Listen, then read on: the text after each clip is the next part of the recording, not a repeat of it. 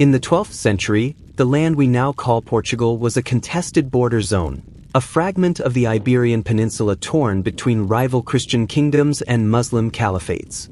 It was here that a young noble, Afonso Henriquez, seized his destiny. As a count under the Kingdom of Leon, he hungered not for titles, but for true sovereignty. Through a series of daring military campaigns, against Islamic rulers to the south and Christian competitors to the north, he forged a new political reality. His pivotal victory at the Battle of Arique in 1139 became the stuff of legend, a moment where he claimed divine blessing for his rule.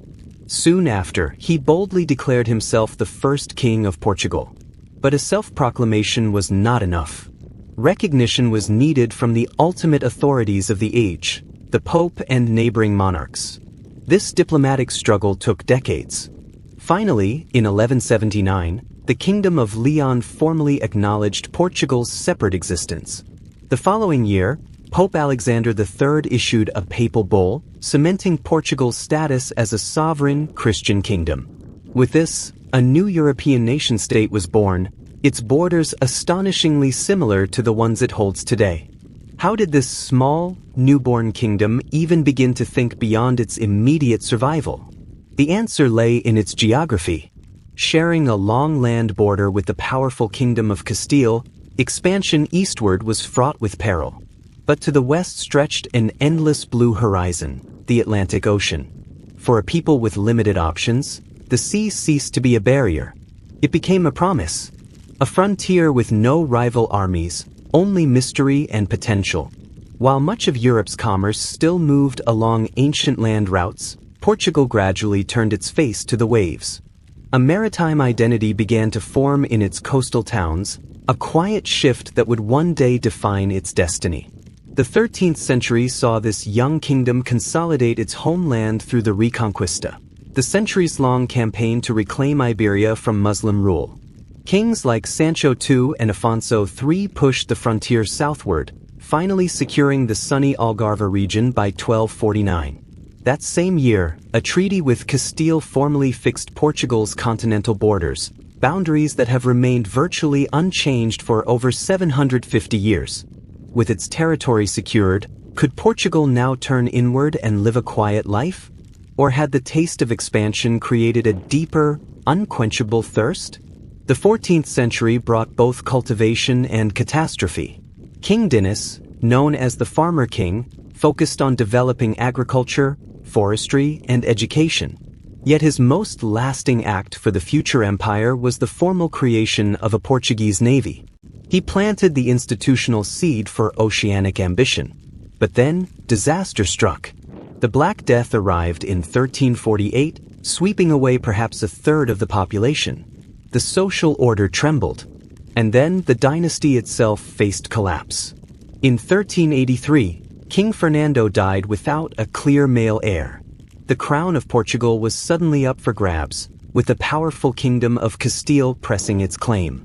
The stage was set for a crisis that would either end Portuguese independence or redefine it. From this turmoil emerged a new leader, João, the Grand Master of the military order of Avis. He rallied nationalist sentiment against the Castilian threat. The climactic confrontation came at the Battle of Aljubarrota in 1385. This was no ordinary skirmish. It was a fight for national survival. João's forces, though outnumbered, secured a stunning victory. The triumph was so complete, so resonant, that it became a cornerstone of Portuguese identity. João was crowned King João I, founding the Avis dynasty, the royal house that would pilot Portugal into its golden age. To secure his fledgling kingdom, he forged a strategic alliance with England through the Treaty of Windsor in 1386, a pact that endures to this day. Stability, a new dynasty, and powerful friends, the essential foundations were now laid. But what would they build upon them?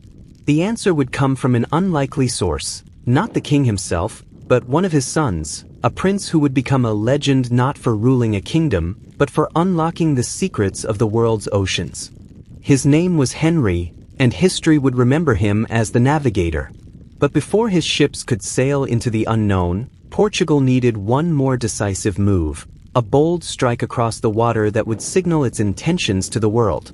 Where would this first thrust be aimed? And what would it reveal about the empire to come? That first thrust was aimed not at some distant, fabled land, but at a tangible target just across the Strait of Gibraltar. In 1415, a Portuguese fleet crossed the narrow sea and stormed the fortified North African city of Ceuta. This was no mere raid. It was a calculated conquest, a declaration of intent. For Prince Henry, who helped organize the expedition, Ceuta was a revelation. Within its walls, he saw the wealth of trans-Saharan trade routes, gold, ivory, and spices that flowed from deep in Africa to the Mediterranean markets. Portugal had now planted its flag beyond Europe, but capturing Ceuta was one thing. Controlling the vast, complex trade networks that fed it was another. The city proved to be a costly foothold, yet its true value was symbolic. It proved Portugal could project power overseas. The age of looking inward was over. The age of looking outward, down unmapped coasts and into the great ocean void, had definitively begun. After Ceuta, Prince Henry retreated to Sagres, a windswept headland in southern Portugal. Here, myth and history intertwine. While the idea of a formal school of Sagres is debated, there's no doubt Henry gathered the finest minds of his time: cartographers, shipwrights, astronomers, and veteran sailors. It became a think tank for exploration. The goal was practical: to solve the problems of oceanic travel. And solve them they did. Portuguese carpenters perfected the caravel, a nimble, sturdy vessel with lateen sails that could tack against the wind and venture far from shore. Navigators mastered the astrolabe and cross-staff to chart their position by the stars. They collected and scrutinized every piece of geographical gossip, every fragmentary map. Prince Henry's motivations were a tapestry of medieval desires. He sought the source of African gold, hoping to bypass Muslim middlemen. He dreamed of finding Prester John, a mythical Christian king believed to rule a mighty empire in the east, to forge an alliance against Islam. He was driven by a crusader's zeal and a merchant's greed. But above all, he possessed an almost obsessive curiosity about what lay beyond the next headland. His method was not reckless adventure, but patient, incremental progress. Year after year, his captains were ordered to sail a little further south down the West African coast, charting bays and rivers, establishing contact, and always bringing back knowledge. For the sailors, these early voyages were acts of profound courage. They were sailing off the edge of the known world. Medieval legends warned of a sea of darkness, where the water boiled and monsters waited. The psychological barrier was immense, embodied by Cape Bojador, a barren headland shrouded in treacherous currents and fear. For years, it marked the limit of the possible. Then, in 1434, the Captain Gil Eanes, under Henry's command, finally rounded it. He returned with a simple report: the sea beyond was navigable. The spell of ancient terror was broken. That single act opened a mental door as much as a geographical one. What other fears were just illusions? Now the voyages accelerated. By the 1440s, Portuguese ships reached the lush coasts of Senegal and Gambia, and the arid cliffs of Cape Verde.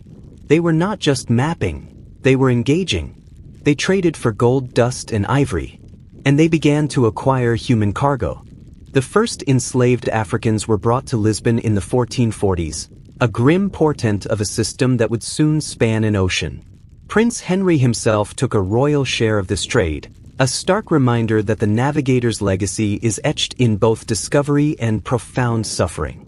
Was this the inevitable price of expansion? Could the quest for knowledge ever be separated from the drive for exploitation? Alongside the African probe, Portugal was colonizing empty islands in the Atlantic. The archipelago of Madeira was settled in the 1420s, the Azores in the 1430s. These were laboratories for a new kind of empire. The Portuguese introduced sugarcane, a crop of immense value, and to work the fields, they imported enslaved laborers from Africa. The plantation model was born on these volcanic islands, a brutal template that would be replicated on a horrific scale continents away. Strategically, These islands became vital way stations, nests for ships heading further south. They extended Portugal's reach, creating a chain of possession across the ocean. When Prince Henry died in 1460, he had never personally sailed on a voyage of discovery. Yet he had orchestrated them all. He left behind a kingdom transformed. Portugal was no longer a European curiosity, it was the continent's leading maritime power. Its sailors had mapped over 2,000 miles of African coastline. They had established a lucrative, if grim, commerce. They had developed the ships, the skills, and, most importantly, the mindset for long-distance empire. But the ultimate prize still glittered out of reach. The southern tip of Africa remained unknown. The sea route to the Indies, the source of the most valuable spices on earth, was still a theory. Henry had set the course, but who would complete the journey? The next generation of explorers would have to sail into even greater uncertainty, driven by a king who understood that Portugal's future depended on reaching the east. His name was João II, and he would earn the title, the Perfect Prince, for his ruthless, brilliant focus on this single goal. King João II ascended to the throne with a clear, uncompromising vision. Portugal would find the sea route to India, or exhaust itself in the attempt. He centralized control over exploration, treating it not as a series of noble adventures, but as a state-directed project of supreme national importance. Under his keen eye, navigation became a science. He collected the latest charts, debriefed every returning captain, and promoted the use of the pedreo, stone pillars carved with the royal crest that Portuguese explorers planted on newly discovered shores. These were more than mere markers. They were silent proclamations of sovereignty, stone sentinels claiming the world for a small European kingdom. The African coast now saw a more aggressive push. Past the Gulf of Guinea, past the mighty Congo River, Portuguese caravels inched further into the southern hemisphere. The ocean grew colder, the skies unfamiliar. Then, in 1488, a breakthrough that reshaped the global map. Bartolomeu Dias, a seasoned captain, was tasked with solving the final geographical puzzle. His 3 ships battled ferocious storms for weeks, driven far out into the open Atlantic. When they finally turned east, hoping to regain the coast, they found only empty sea. Turning north, land at last appeared, but the coastline now ran east-west, not north-south. A stunning realization dawned. They had been blown around the continent's southern extremity without seeing it. They were sailing in the Indian Ocean. The crew, exhausted and terrified, forced Dias to turn back. On the return voyage, he finally glimpsed the great cape he had unknowingly passed. A towering, storm-battered headland he aptly named the Cape of Storms. But when Dias delivered his news to King João II, the monarch saw not danger, but destiny. He renamed it the Cape of Good Hope. The message was deliberate: hope for spices, for wealth, for a new world order. The dream was now a tangible possibility. Yet, Dias had not reached India. The final leg of the journey, across a vast and unknown Eastern Ocean, remained uncharted. Who would dare to sail it? And what kind of reception would a fleet of Europeans receive in the sophisticated, ancient trading world of the Indian Ocean? Portugal's momentum, however, suddenly faced an external shock. In 1492, word arrived that Christopher Columbus, sailing for a newly unified Spain, had reached land by sailing west across the Atlantic. While Columbus insisted it was Asia, it presented a rival path and urgent problem. The Pope had to mediate, drawing a line down the Atlantic in the Treaty of Tordesillas in 1494, dividing the unexplored world between Spain and Portugal. This arbitrary stroke of a pen would later gift Portugal an accidental continent. But for now, the race to the true East intensified. The man chosen to finish the job was Vasco da Gama. Little is known of his early life, but he possessed the requisite blend of navigational skill, iron discipline, and unflinching resolve. In July 1497, his fleet of 4 ships departed Lisbon. They did not creep down the African coast. Instead, da Gama made a bold, unprecedented swing far out into the South Atlantic, catching the prevailing winds in a wide arc that brought him directly to the Cape. It was a masterstroke of open ocean navigation, but the toll was horrific. Scurvy ravaged the crew, gums rotted, teeth fell out. Men died whispering prayers into the wind. Rounding the Cape, they entered a new world, the Swahili coast of East Africa. Cities like Mozambique and Mombasa were cosmopolitan hubs, part of a vibrant Islamic trading network that stretched to Arabia and India. The Portuguese, with their crude trade goods and aggressive manner, were seen as barbaric interlopers. Hostility simmered. But in Malindi, da Gama found a ruler willing to provide a crucial gift, an experienced pilot, likely an Arab or Gujarati navigator, who knew the secret of the monsoon winds. With this guide, da Gama's fleet cast off into the Indian Ocean proper, catching the seasonal wind that blew straight to the subcontinent. On May 20, 1498, after a 23-day crossing, the jagged outline of the Western Ghats rose from the haze. They had reached Calicut, on the Malabar coast of India. The first European ships to arrive in Asia by sea dropped anchor. The initial awe, however, was mutual and quickly soured. The local ruler, the Zamarin, was unimpressed by da Gama's offerings of cloth and trinkets, goods pitiful compared to the luxuries flowing through his port. The Portuguese, for their part, were bewildered by the complex, polytheistic society and the entrenched power of Muslim merchants who saw them as a direct threat. Negotiations grew tense, suspicion festered, and da Gama, fearing a trap, departed abruptly after securing only a vague trading agreement. The return voyage was a nightmare of disease and starvation. Of the 170 men who left, only 54 returned to Lisbon in the summer of 1499. But they carried cinnamon, pepper, and precious gems. More importantly, they carried proof. Vasco da Gama was hailed as a hero. King Manuel I now styled himself Lord of the Conquest, Navigation and Commerce of Ethiopia, Arabia, Persia, and India. The sea route existed. Portugal could now attack the Venetian and Arab monopoly on the spice trade at its source. But da Gama's fraught reception in Calicut made one thing clear: peaceful trade was not guaranteed. The wealth of the East would not be simply purchased. It would have to be taken, guarded, and defended with force. The Portuguese, having mastered the ocean, now had to learn how to dominate its shores. They were about to transition from explorers to empire builders. And the architect of this imperial system would be a figure of terrifying ambition, Afonso de Albuquerque. What ruthless blueprint would he devise to hold an ocean? The blueprint was one of pure, calculated dominance. Afonso de Albuquerque, appointed as the second governor of Portuguese India, envisioned not a network of friendly trading posts, but a militarized empire of the waves. His philosophy was simple: control the choke points, and you control the commerce.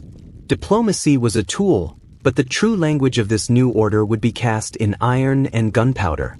The Estado de India, the State of India, would be a chain of fortified ports, a stranglehold on the Indian Ocean's vital arteries. His first major conquest was Goa. In 1510, after a failed initial attempt, Albuquerque returned with a vengeful force and wrested the city from the Bijapur Sultanate.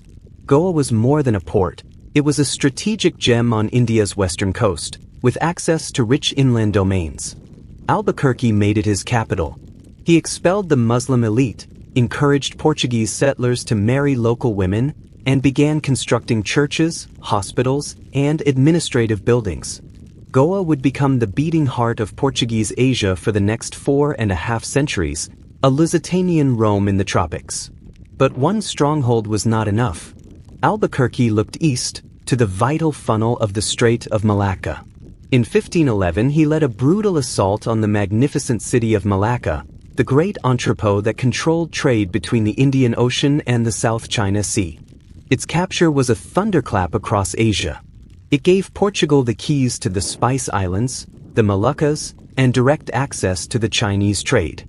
Suddenly, Lisbon's reach extended thousands of miles further.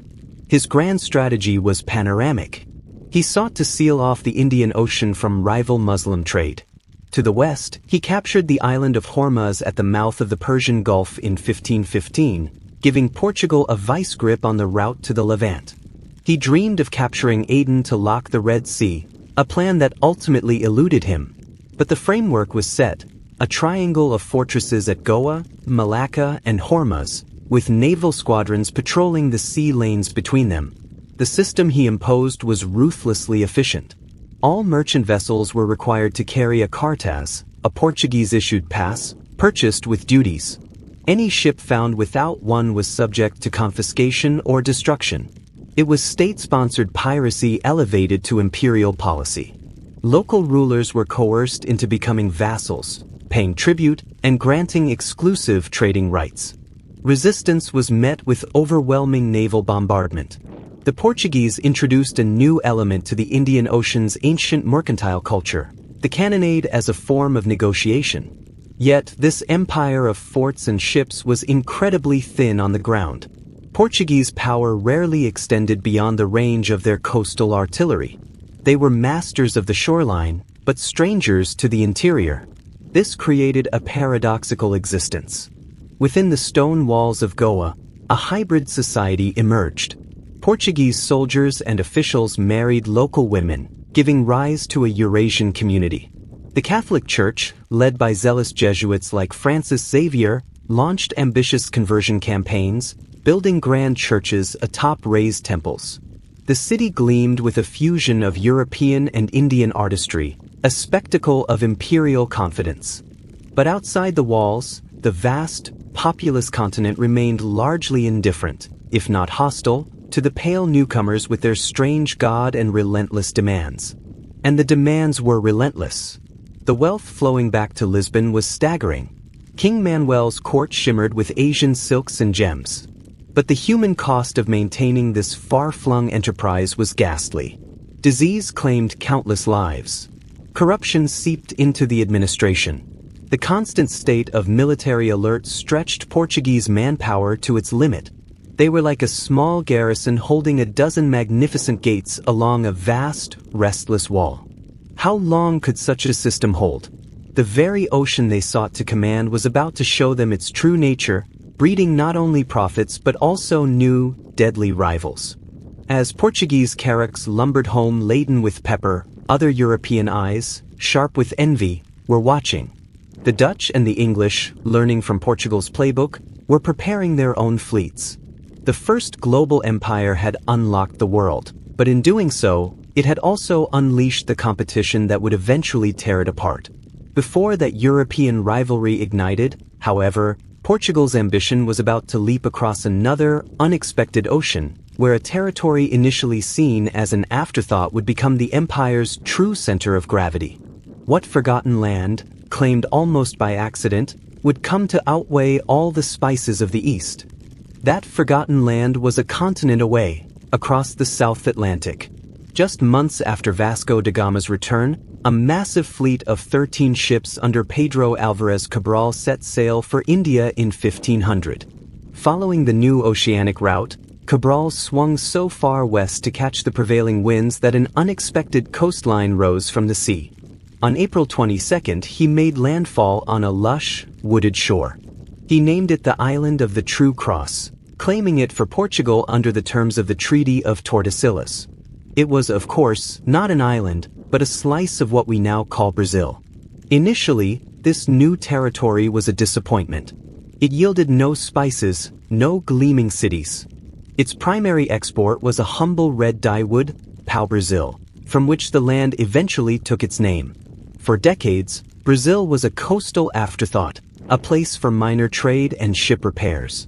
But the Portuguese had a habit of transforming landscapes. Having pioneered plantation slavery on islands like Madeira, they saw potential in Brazil's vast, fertile coast.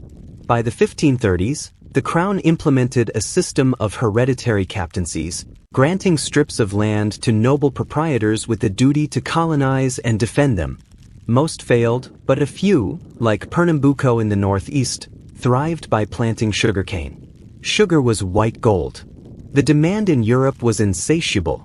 But cane cultivation was brutally labor-intensive. The Portuguese first tried enslaving the indigenous Tupi and Guarani peoples. It was a catastrophe of resistance and disease. Entire communities were wiped out or fled inland. The colonists needed a new, more controllable labor force. Their gaze turned back across the Atlantic, to the very coasts Prince Henry's men had explored. The African slave trade, once a trickle, now became a torrent. This created a sinister Atlantic triangle. Portuguese forts on the West African coast, like São Jorge de Mina, Elmina, became factories for human misery. Enslaved Africans, captured in conflicts or sold by rival kingdoms, were exchanged for European goods. They were then packed into the foul holds of ships for the horrific Middle Passage to Brazil. There, they were sold again to work and die on the steaming sugar plantations, or engenhos. The sugar was refined and shipped to Europe, completing a circuit of profit built on suffering.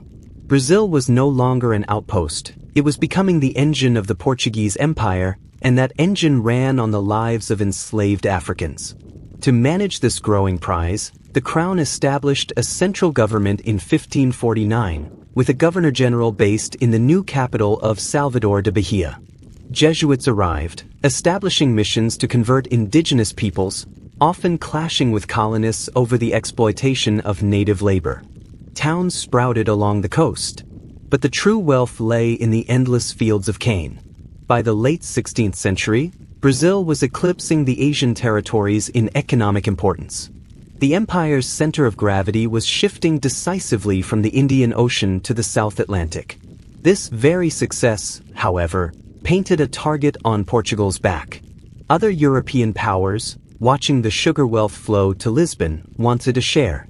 The Dutch, locked in a war for independence from Spain, which had absorbed Portugal in 1580, saw Portuguese colonies as legitimate targets.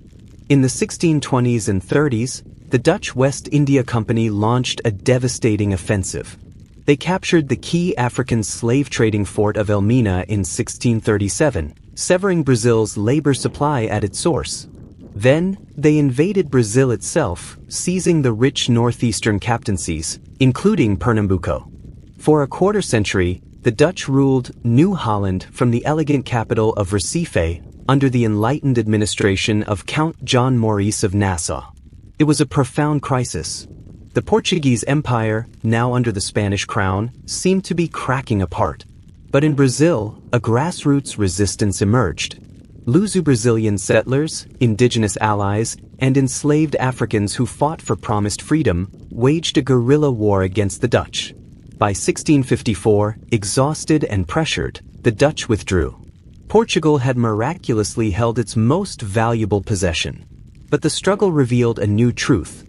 The people of Brazil were developing a distinct identity, a loyalty to the land itself that sometimes outweighed their ties to a distant crown. They had fought for Brazil, not just for Portugal. The empire had survived, but it was transformed. The restored Portuguese monarchy after 1640 now leaned entirely on Brazilian sugar and African gold. The dream of an Asian spice monopoly was fading, undercut by the Dutch and English. Yet, just as this Atlantic system solidified, fate offered another dizzying boom. Bandeirantes, rugged frontiersmen from São Paulo, pushing into the unmapped interior in search of indigenous slaves, began reporting glimpses of something that glittered in the riverbeds. Rumors became a rush, and then a frenzy. In the 1690s, massive deposits of gold were discovered in the remote, mountainous region soon called Minas Gerais, the general mines. How would this sudden, unbelievable fortune change the empire, and would it finally be the key to lasting power, or the weight that would pull it all under? The discovery of gold triggered a seismic shift. Word of the strike in Minas Gerais spread like wildfire, drawing a flood of humanity into the Brazilian interior. Prospectors, merchants, adventurers, and enslaved Africans were pulled into the highlands in a chaotic, desperate scramble. Overnight, dusty camps exploded into roaring mining towns like Vila Rica, a place of staggering wealth and brutal lawlessness. The colonial government, caught off guard, scrambled to impose order and, more importantly, to claim its share. The crown declared a royal fifth, the quinto, demanding 20% of all gold extracted. To enforce this, they established smelting houses and deployed regiments of dragoons. Yet, smuggling was rampant, gold was sewn into clothing, hidden in false-bottomed barrels, molded into religious icons. This was a frontier empire built on greed and governed at gunpoint. The scale of the wealth was staggering. In the first half of the 18th century, Brazil became the single largest source of gold in the world, flooding European markets and financing Lisbon's ambitions. The very geography of the colony changed. New roads snaked from the coast to the mines, and the port of Rio de Janeiro, the gateway for this torrent of treasure, swelled in importance. In 1763, the colonial capital was officially moved from Salvador in the north to Rio, signaling a permanent tilt of the empire's axis toward the mineral-rich southeast. But who was doing the backbreaking work to fuel this boom? The answer lay in a deepening horror. The gold rush exponentially increased the demand for enslaved labor. The grueling work of digging, sifting, and crushing ore in the alluvial mines was a death sentence for thousands. The transatlantic slave trade from Angola and other West African ports intensified to monstrous levels to feed this hunger. Brazil became a society defined by profound inequality, a small white elite wallowing in sudden opulence, and a vast, suffering majority of enslaved Africans whose bones were layered beneath the very wealth they extracted.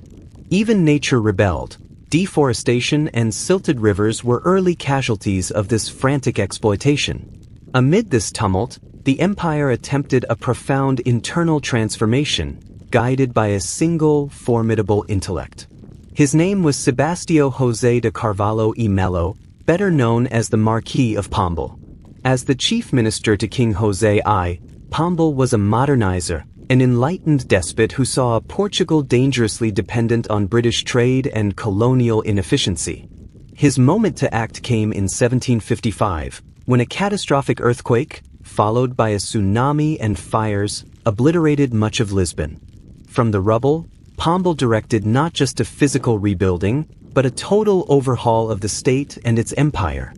His reforms were sweeping and ruthless. He expelled the powerful Jesuits from all Portuguese territories in 1759, accusing them of accumulating wealth, opposing royal authority, and shielding indigenous peoples from state control. In Brazil, this opened indigenous lands to further exploitation and removed the only significant buffer between native communities and colonists. Pombal dismantled the remaining hereditary captaincies, centralizing administration under the crown. He established state-sponsored trading companies to stimulate commerce, and he invested in education, aiming to create a secular, loyal bureaucracy. Pombal's rule was absolute and often brutal, exemplified by his harsh crackdown on the noble Tavora family following an assassination attempt on the king. He governed with an iron fist, but his vision was clear: a rational, centralized, and profit-maximizing empire. Under his direction, Portugal tightened its grip on Brazil's economy, pushing new commodities like cotton and tobacco, and further systematizing the gold and diamond extraction. He sought to make the empire an efficient machine, with all levers controlled from Lisbon. Yet, Pombal's heavy-handed modernization had unintended consequences. By crushing the Jesuits and empowering royal officials, he alienated both the old colonial elite and the missionary orders. His policies, while strengthening the state, also heightened a sense of grievance in Brazil. The colonists, particularly the wealthy mine owners and planters, chafed under the crown's relentless taxation and trade restrictions. They began to see their interests as separate from those of the metropolis. The very efficiency Pombal sought bred a new consciousness. If Brazil produced the wealth, why should Lisbon reap the greatest benefits? When Pombal fell from power after the king's death in 1777, his legacy was a paradox. He had strengthened the imperial state but had also sharpened the contradictions within it. Brazil was now more integrated and more valuable than ever, but its people were also more aware of their own potential power. The flow of gold, however, was already beginning to slow by the late 18th century, the easiest deposits exhausted. As the golden stream dwindled, the crown's financial woes returned. The empire was entering a period of fragility, just as new, revolutionary ideas were crossing the Atlantic. The doctrines of liberty and self-governance, born in Europe and exemplified by the recent American Revolution, found fertile soil among Brazil's educated elites. The mother country, meanwhile, was about to be caught in the jaws of a continental war that would shake the empire to its very foundations. What cataclysm in Europe could possibly force a European monarchy to flee across an ocean? And what would that unprecedented flight mean for the future of its greatest colony? The cataclysm was the Napoleonic Wars. By 1807, Napoleon Bonaparte dominated continental Europe, and his continental system, a blockade designed to cripple British trade, required all European ports to be closed to British ships. Portugal, bound by centuries-old alliance to England, refused. Napoleon's response was swift and terrifying. A Franco-Spanish army marched on Lisbon. The Portuguese royal family faced an impossible choice: submission to France or flight. They chose flight. In a scene of surreal chaos, the entire Bragança court, the Prince Regent João, his mad mother Queen Maria I, the royal family, nobles, ministers, and thousands of courtiers, crowded onto the docks. Under the protection of the British Royal Navy, a ragged armada of dozens of ships set sail in November 1807, just as enemy troops entered the city. They were not on a diplomatic visit. They were moving the capital of a centuries-old empire across an ocean. After a miserable journey, the royal flotilla arrived in Salvador, Bahia, in early 1808, and then proceeded to Rio de Janeiro. The impact was instantaneous and revolutionary. For the first time in history, a European monarchy was ruling from its American colony. Rio was transformed from a colonial port into an imperial capital overnight. Palaces, government offices, a printing press, a national bank, and a royal library were hastily established. Perhaps the most significant act was Prince Regent João's immediate decree opening Brazilian ports to friendly nations, primarily Britain. This single stroke shattered the centuries-old colonial pact that had forced Brazil to trade exclusively through Portugal. The economic chains were broken. The 13-year Rio period was a cultural and administrative earthquake. The city ballooned in size and sophistication. European scientists, artists, and merchants flooded in. Botanic gardens were planted, a military academy founded, and a gazette published. The presence of the court conferred a new dignity and gravity upon Brazil. Yet, the grotesque paradox of this enlightened court was that it sat atop a society built on slavery. The very streets being cleaned and widened for royal processions were trod by enslaved men and women. The wealth that sustained this transplanted monarchy still flowed from the mines and plantations worked under the lash. In 1815, with Napoleon defeated, João took a momentous step to formalize Brazil's new status. He elevated it from a colony to a co-equal kingdom within the United Kingdom of Portugal, Brazil, and the Algarves. Brazil was now, in law, equal to Portugal itself.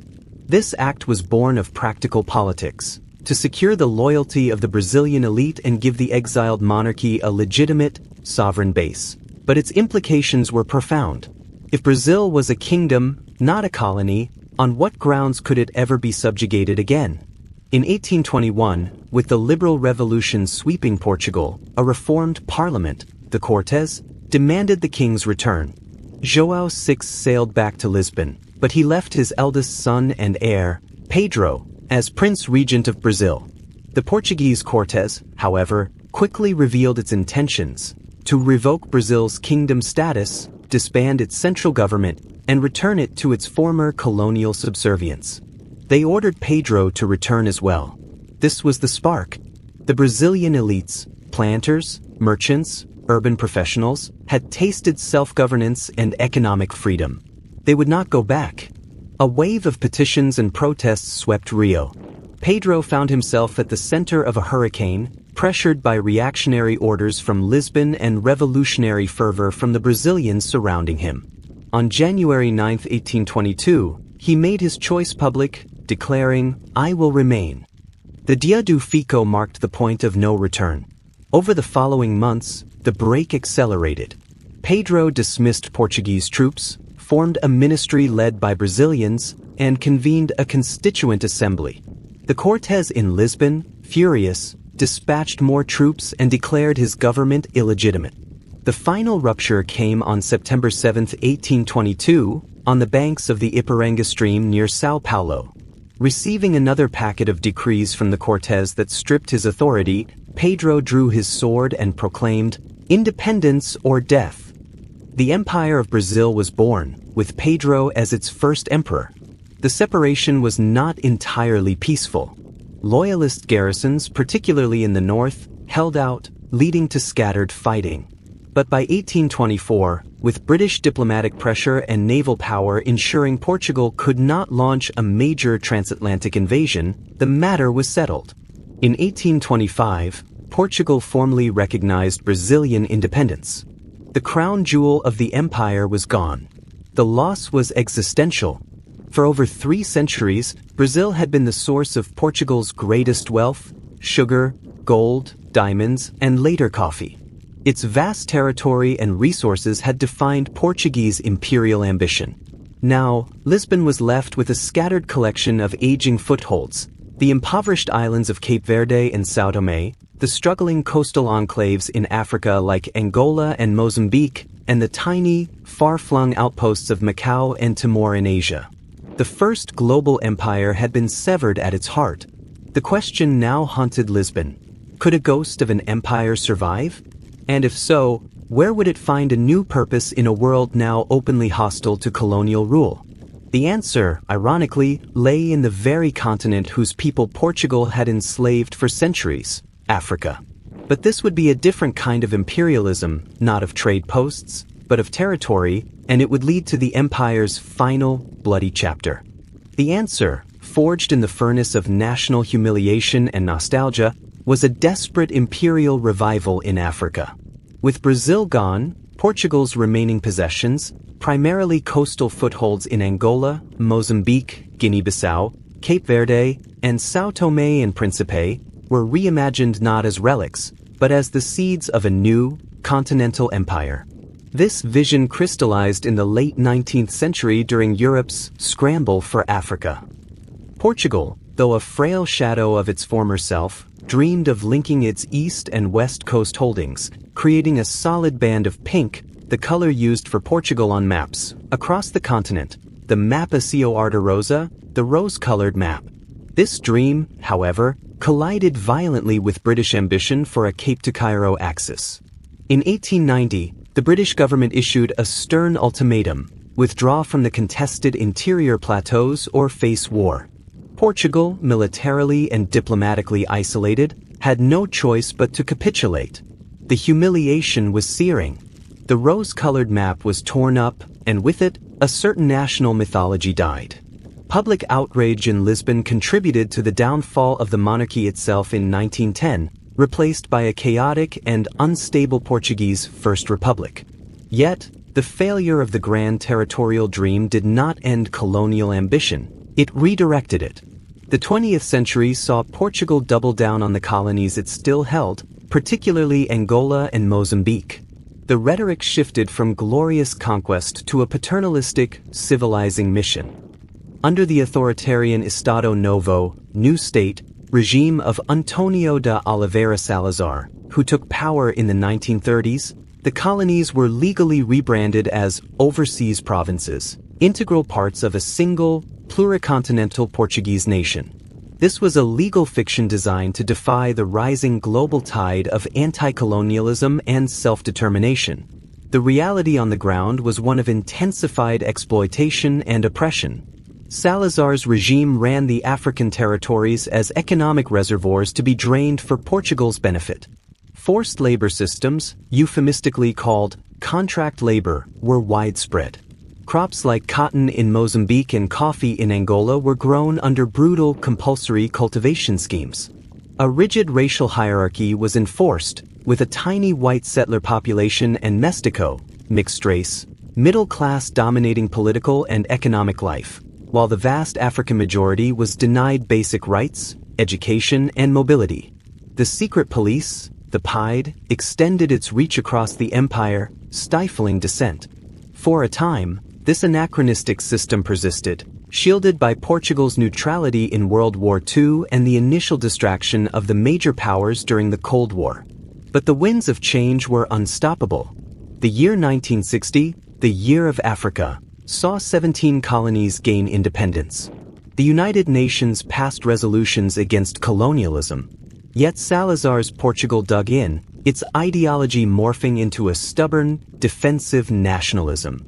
The state poured money into propaganda, celebrating the empire as a testament to Portugal's unique, non-racialist benevolence. But in the bush of northern Angola, the first cracks were already appearing. In 1961, a revolt broke out among cotton workers in Angola, followed by attacks on Portuguese settlers. The regime's response was savage and indiscriminate, killing thousands. The conflict quickly blossomed into a full-scale guerrilla war as nationalist movements, the MPLA, FNLA, and later UNITA in Angola, Frelimo in Mozambique, and the PAIC in Guinea-Bissau and Cape Verde, took up arms. Portugal, a poor European country, now found itself committed to fighting three simultaneous, draining wars on separate African fronts. For 13 long years, the Guerra do Ultramar, overseas war, defined Portugal. It consumed over 40% of the national budget. It led to the conscription of hundreds of thousands of young Portuguese men, many of whom were sent to fight in alien, unforgiving jungles and savannas. Casualties mounted. The wars became a quagmire, with no prospect of military victory, only endless stalemate. The economic strain was crippling, and the moral cost was even higher. The world looked on in condemnation. Meanwhile, in the African bush, a new generation of nationalist leaders, like Amilcar Cabral in Guinea-Bissau, were building not just military units, but schools, clinics, and political structures in liberated zones. They were building nations, while Portugal was desperately trying to preserve a myth. By the early 1970s, the strain was showing in Lisbon itself. The wars were unpopular, especially among the conscripted soldiers and a growing progressive elite. The regime, now led by Marcelo Caetano after Salazar's stroke, offered only superficial reforms. The empire, once a source of pride, had become a bleeding ulcer, draining the nation's youth, its treasury, and its soul. The end would not come from a battlefield defeat in Africa, but from a rebellion within the very institution tasked with defending the empire. The torch of revolution was passing to a group of young, war-weary military officers. What act of defiance would finally shatter the ancient edifice of Portuguese power? The act of defiance was both simple and profound: a song. On the night of April 24, 1974, a Lisbon radio station played E Depois do Adeus, and After the Farewell, a melancholic ballad that was the secret signal. Then, just past midnight, came Grandola Vila Morena, a folk song band by the regime celebrating fraternity and equality. This was the second, final signal. Hearing it, columns of troops, young captains and majors who had served in Africa, rolled into the capital not to impose order, but to overthrow it. They were the Movimento das Forças Armadas, and the Armed Forces Movement. Their guns were met not with bullets, but with carnations placed in their barrels by jubilant crowds. The Carnation Revolution was almost bloodless. The Estado Novo dictatorship, exhausted by its own colonial wars, collapsed in a single day. The MFA's core demand was immediate: end the wars. The new provisional government moved with stunning speed to dismantle the empire that had defined Portugal for 600 years. There would be no protracted negotiations, no attempts to install puppet regimes. The goal was a clean break. Within months, Portugal recognized the independence of its African colonies. Guinea-Bissau, which had already declared independence in 1973, was formally acknowledged in September 1974. Mozambique followed in June 1975, Angola in November 1975, and the island colonies of Cape Verde and São Tomé and Príncipe that same year.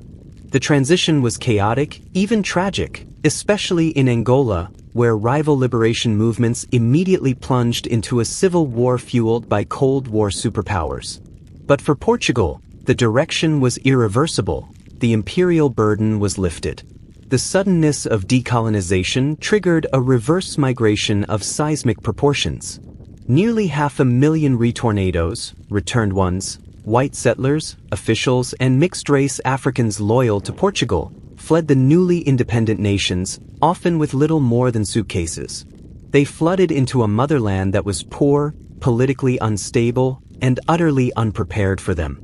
The social and economic shock was immense, but in time, the skills and drive of the retornados would contribute to Portugal's modernization. The empire was gone, and with it, the ideological anchor of the old state. Portugal now faced a volatile but open future, embarking on a turbulent but ultimately successful journey toward a democratic, European identity, formally joining the European Economic Community in 1986. Yet, the imperial story had two final, poignant footnotes in Asia. The first was a tragedy. In the small Southeast Asian half-island of Portuguese Timor, the 1974 revolution prompted a rapid withdrawal. Local parties scrambled to fill the vacuum, and one, Fretilin, declared independence on November 28, 1975. 9 days later, Indonesia invaded, beginning a brutal 24-year occupation that would claim over 100,000 Timorese lives. Portugal, to its credit, refused to recognize the annexation and became the territory's diplomatic champion at the UN, a lonely vigil for a forgotten people that would eventually help lead to Timor-Leste's independence in 2002. The final note was one of peaceful, negotiated closure. Macau, the tiny enclave on the South China coast, had been under Portuguese administration since the 1550s. By the late 20th century, it was a curious anachronism, a fading gambling haven with a unique blend of Portuguese and Cantonese culture. With the 1997 handover of Hong Kong to China looming, Portugal and the People's Republic entered talks. There was no ultimatum, no invasion. In 1987, they signed the joint declaration, agreeing that Macau would revert to Chinese sovereignty in 1999 under a one country, two systems framework. The ceremony on December 20, 1999, was dignified and somber. The Portuguese flag was lowered for the last time on any overseas territory. The Age of Empire, which had begun with the capture of Ceuta in 1415, was officially over. What remained was not power, but legacy. A linguistic community of nearly 300 million people across the world, bound by the Portuguese language. A diasporic tapestry of cultures from Recife to Luanda to Goa, where food, music, and faith bore the marks of that long, complex encounter. Architectural ghosts, fortresses now hosting museums, churches overlooking bazaars, cobblestone patterns in distant cities. And a historical memory, now being re-examined, of how a small nation's ambition helped knit the world together, for better and for infinitely worse. The empire vanished from the maps, but its echoes lingered in the very fabric of the modern, globalized world it had helped to create. But how do we measure such a legacy? Is it in stone and language, or in the deeper, more painful scars of history? The legacy is a story written in two contrasting inks. One speaks of connection, the other of rupture. The most visible and enduring thread is the Portuguese language itself, the sixth most spoken in the world. It is the official tongue of 9 independent nations across 4 continents, a living, breathing network that outlasted the empire that spread it. This linguistic bridge fostered the Comunidade dos Países de Língua Portuguesa, CPLP, a modern alliance for cultural and political cooperation, transforming old imperial ties into a voluntary partnership. In the azulejo tiles of Brazil, the mournful fado music of Lisbon, the spicy piri-piri cuisine of Mozambique, and the complex syncretic religions like Candomblé, we see a cultural fusion that is the empire's unintended, creative offspring. Yet, the other ink stains the historical record with a darkness that cannot be glossed over. The Portuguese Empire was the primary architect and first large-scale practitioner of the transatlantic slave trade. For over 4 centuries, it orchestrated the forced migration of millions of Africans, a crime against humanity whose economic, social, and psychological scars are etched across the Americas and Africa. The plantation model it perfected in Madeira and Brazil became a blueprint for racialized exploitation. The quest for spices and souls often justified breathtaking violence and the systematic dismantling of indigenous societies from the Amazon to the Zambezi. Even the so-called civilizing mission of its later years was largely a facade for economic extraction and rigid racial hierarchy. The colonial wars of the 20th century were a final, bloody testament to the empire's refusal to acknowledge the very right to self-determination it had once fought for itself. This duality, the cultural bridge builder and the brutal exploiter, is the central, unresolved tension of the Portuguese imperial legacy. Can one be acknowledged without the other? Can the language of Camões also be the language of the slave auction notice? Within Portugal today, this reckoning is ongoing. The grand monuments to navigators like Prince Henry still gaze out from Lisbon's riverfront, but now they are viewed with more questioning eyes. Museums are revising exhibits, scholars are excavating forgotten narratives of resistance, and the contributions and sufferings of African, Brazilian, and Asian peoples are moving from the footnotes to the center of the story. The nation is grappling with its past, trying to understand how this history of expansion and encounter shapes its present multicultural identity. For the former colonies, the legacy is equally complex and lived daily. In Brazil, the Portuguese heritage is foundational, yet the nation's vibrant identity is a powerful act of transcending it, blending European, African, and indigenous roots into something wholly new.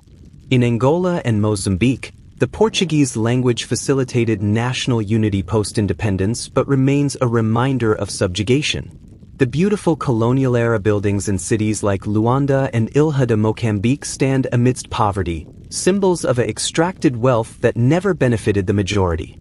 The past is not past. It is in the economic structures, the social inequalities, and the cultural memories that these nations continue to navigate. Perhaps the most profound legacy is a metaphorical one. The empire demonstrated, for the first time, that the world could be circumnavigated and connected by sea. It inaugurated the era of globalization, for better and worse. The global exchange of goods, people, plants, animals, and ideas. The Columbian exchange accelerated dramatically with the Portuguese caravel. Chili peppers from the Americas went to India, horses returned to the Americas, and Christianity spread to new continents. This interconnected world, with all its wonders and horrors, is in part a Portuguese creation. But with that interconnectedness came a template for European imperialism that others would follow and refine. The Dutch, English, and French learned from Portugal's successes and failures. The model of the fortified coastal Vitória, trading post, the use of naval power to control trade routes, the alliance of cross and crown, these became standard tools in the European imperial kit. Portugal was the pioneer, but in pioneering, it also set in motion the competitive, often violent, system of global rivalry that would eventually eclipse it.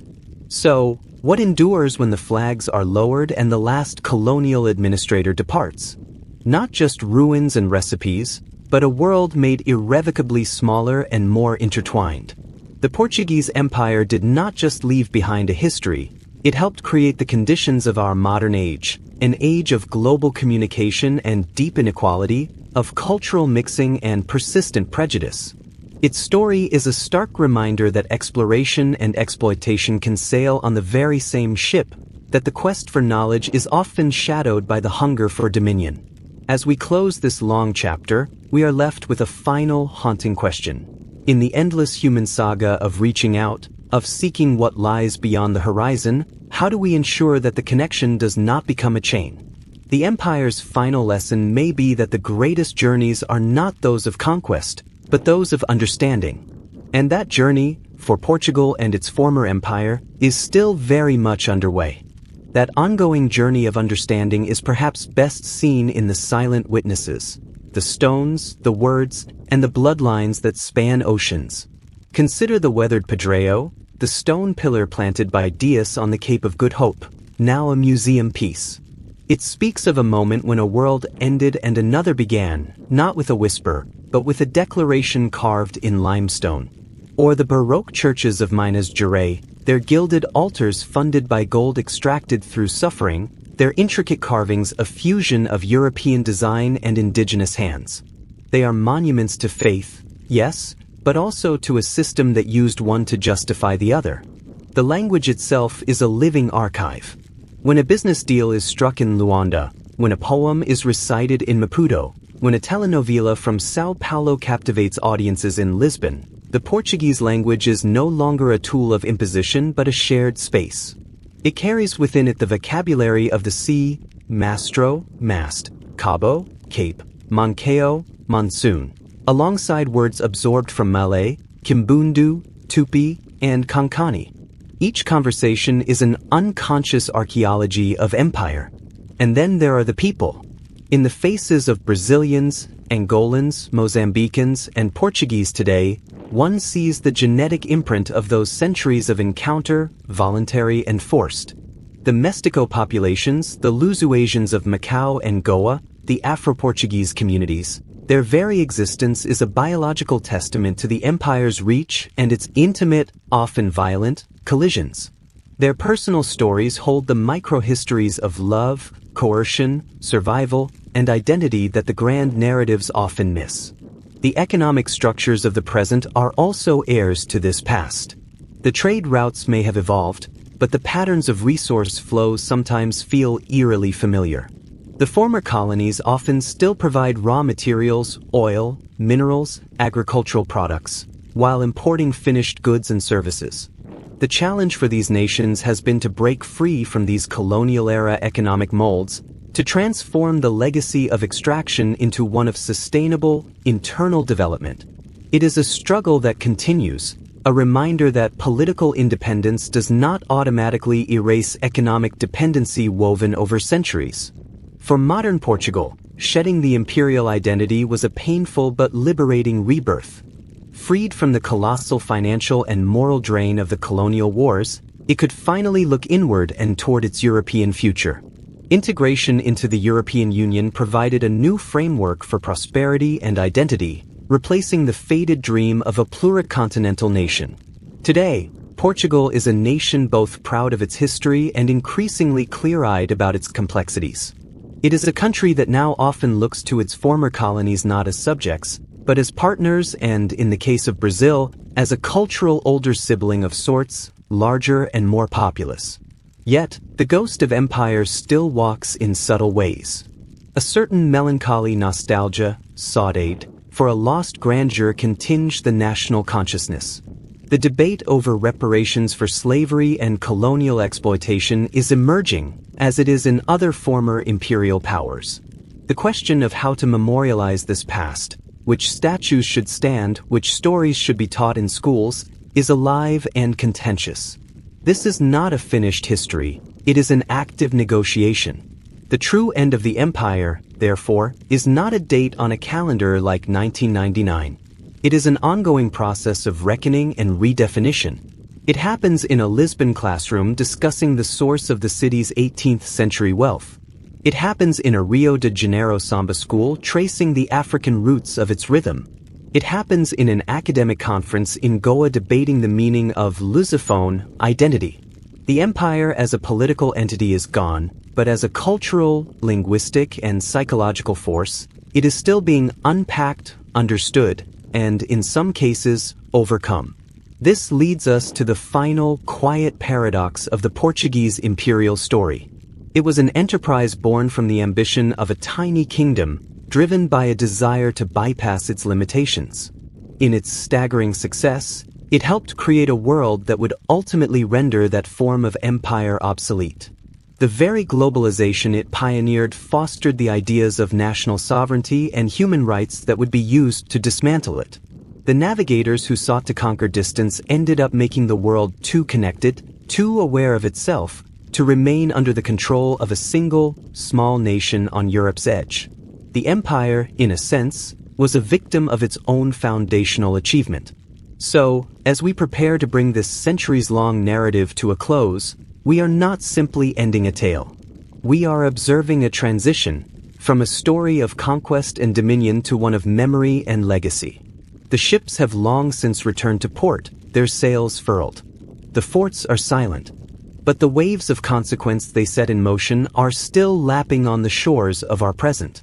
What, then, is the final echo of this first global empire as it fades into history? It is the understanding that no empire, no matter how vast, outruns the consequences of its own actions. And that the most powerful legacy is not always the one you intend to leave behind. The final echo is not a single sound, but a complex chord, a resonance of pride and pain, of discovery and devastation, still vibrating in our shared world. The Portuguese Empire, that astonishing 6th century project, demonstrates a fundamental truth. History is not a line from cause to effect, but a tangled web where the pursuit of one dream can spawn 100 unintended realities. They sought spices and found continents. They craved gold and forged diasporas. They preached salvation and left behind syncretic faiths. They aimed for monopoly and ignited global competition. In trying to possess the world, they ended up irrevocably changing it and themselves. For the sleepy listener who has journeyed from the medieval cliffs of Sagres to the handover ceremony in Macau, the story may settle not as a simple saga of heroes and villains, but as a human epic of overreach and adaptation. It is a narrative that holds the young King Afonso Henriques, sword raised for independence, and the weary Portuguese conscript in an Angolan jungle 1,000 years later, both captive to the same relentless national project. It encompasses the genius of the shipwright and the cruelty of the slave driver, often within the same lifetime, the same society. Perhaps the most poignant lesson is one of scale. How staggering that so much, the mapping of oceans, the transformation of agriculture across hemispheres, the forced migration of millions, the creation of new cultures, sprang from the ambitions of a country so small. It is a testament to the terrifying power of an idea once it captures a nation's spirit. The idea was that the horizon was not a limit, but an invitation. Yet, that noble curiosity became entwined with a corrosive sense of entitlement to dominate what was found. This is the empire's enduring contradiction, a warning etched in the pages of history. The compass that guides you to new worlds cannot tell you how to treat the people in them. Today, as you walk the manicured plazas of Lisbon or the bustling beaches of Copacabana, the empire feels both absent and ever-present. It's in the cobblestone pattern underfoot, laid by forgotten hands. It's in the aroma of coffee and spices in the air. It's in the mournful strain of a fado song that seems to lament losses too old to name. The world it built is our world. A planet where no place is truly isolated, where cultures are forever blended, and where the inequalities between nations can still trace their roots to the power dynamics of a vanished age. For Portugal, the post-imperial chapter has been one of rediscovery. Stripped of its colonial possessions, it found a new identity as a European nation, a champion of its own language and culture through soft power rather than force. It became a bridge between Europe and the Lusophone world, a role that carries its own dignity. The empire is gone, but the Portuguese people remain, their story now one of navigating memory rather than oceans. And so, as this long tale finds its harbor, remember this: the greatest empires are not those that claim the most land, but those whose stories we continue to tell, to question, and to learn from long after their banners have faded. And remember this, too: history sleeps in the stones beneath our cities, and whispers in the languages we speak at home. To understand the present, we must first listen to those deep, ancient echoes. Thank you for drifting through this epic with Sleepy Owl. If this journey through time has captivated you, please share it with another curious soul. There are countless more stories slumbering in the annals of history, waiting for the right moment to be told. Subscribe to Sleepy Owl, and let us continue to explore the depths of the past, together. For now, rest well, and may your own dreams be voyages of peaceful discovery. Good night.